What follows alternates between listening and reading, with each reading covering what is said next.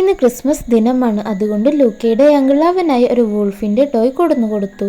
എന്നാൽ ലൂക്കയുടെ അമ്മ പറയുകയാണ് അവന് വൂൾഫിന്റെ ടോയ്സ് ഒന്നും ഇഷ്ടമല്ലെന്ന്. അപ്പോൾ അങ്കിളിന് ഒരു ഐഡിയ തോന്നി. അങ്കിൾ ലൂക്കയ്ക്കായി വൂൾഫിന്റെ ഒരു സ്റ്റോറി പറഞ്ഞു കൊടുക്കുന്നു. അത് ഇങ്ങനെയാണ്: ഒരിക്കൽ ഒരു കാട്ടിൽ ഒരു ചെന്നായ ഉണ്ടായിരുന്നു. കാണുമ്പോൾ തന്നെ എല്ലാവർക്കും അതിനെ ഭയമായിരുന്നു. അങ്ങനെ ഒരു ദിവസം കാട്ടിലെ എല്ലാ മൃഗങ്ങളും ക്രിസ്മസിന്റെ തയ്യാറെടുപ്പിലായിരുന്നു. അവരുടെ അടുത്തേക്ക് ഈ ചെന്നായ വന്നു. എന്നാൽ ചെന്നായെ കണ്ടതും എല്ലാ മൃഗങ്ങൾ ഓടി ഒളിക്കുന്നു. ഞാൻ എന്ത് ചെയ്യാനാ, എന്നെ കാണുമ്പോൾ ഇവരെന്തിനാണ് ഓടി ഒളിക്കുന്നത്? അപ്പോൾ ഒരു മുള്ളം പന്നി പറഞ്ഞു, നിന്നെ കാണുമ്പോൾ ഞങ്ങൾക്കെല്ലാം പേടിയാണ്. കാരണം നീ ഞങ്ങളെയല്ലേ തിന്നുന്നത്. ഒരു ചെന്നായയായ ഞാൻ പിന്നെ എന്തു തിന്നാനാ? മുള്ളം പന്നി അപ്പോൾ നിനക്ക് വെജിറ്റബിൾസ് തിന്നാലോ എന്ന് പറഞ്ഞു. ഞാൻ എങ്ങനെ വെജിറ്റബിൾസ് കണ്ടെത്താൻ? അതൊക്കെ നിന്റെ ഇഷ്ടം. ക്രിസ്മസിന് ഇനി ദിവസങ്ങൾ മാത്രമേ ഉള്ളൂ. അന്ന് വീട്ടിലെത്തിയ ചെന്നായ വെജിറ്റബിൾസിനെ പറ്റി ഒരു സ്റ്റഡി തന്നെ നടത്തുന്നു.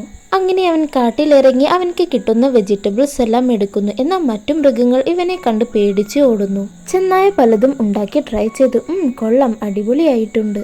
ഒരു ദിവസം അവൻ ആസ്വദിച്ച് ഫ്രൂട്ട്സ് കഴിച്ചു വരികയായിരുന്നു. എന്നാൽ അവന്റെ ചുണ്ടിലെ ചുവപ്പ് നിറം കണ്ട് മറ്റു മൃഗങ്ങൾ അത് രക്തമാണെന്ന് കരുതി പേടിച്ച് ഓടുന്നു. എന്നാൽ അവർ അവിടെ ഇട്ടിട്ട് പോയ ക്യാരറ്റും എടുത്ത് ചെന്നായ വീട്ടിൽ ചെന്ന് അതുകൊണ്ട് നല്ല ഉഗ്രൻ സൂപ്പെല്ലാം ഉണ്ടാക്കുന്നു. അങ്ങനെ ക്രിസ്മസിന്റെ ആദ്യ ദിവസം എത്തി. എല്ലാ മൃഗങ്ങളും ഒത്തുകൂടിയിരുന്ന് അവരുണ്ടാക്കിയ ഫുഡ് കഴിക്കുകയാണ്. അപ്പോഴാണ് അവിടേക്ക് നമ്മുടെ ചെന്നായ അവനുണ്ടാക്കിയ ഡിഷുമായി വന്നത്.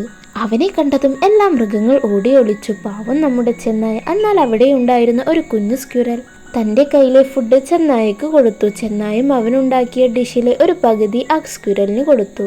ഇത് കണ്ട് മറ്റു മൃഗങ്ങളുടെ തെറ്റിദ്ധാരണയും മാറുന്നു. അവരെല്ലാം തിരിച്ചു വന്ന് ചെന്നായയെയും ആ ഡിന്നറിൽ കൂട്ടുന്നു. അങ്ങനെ അവരെല്ലാവരും ഒന്നിച്ചിരുന്ന് അന്നത്തെ ദിവസം ഡിന്നർ കഴിക്കുന്നു. ലൂക്ക, നിനക്ക് ഈ കഥ ഇഷ്ടായോ? എന്നാൽ നമ്മുടെ ലൂക്ക കഥയെല്ലാം കേട്ട് നന്നായി ഉറങ്ങിപ്പോയി.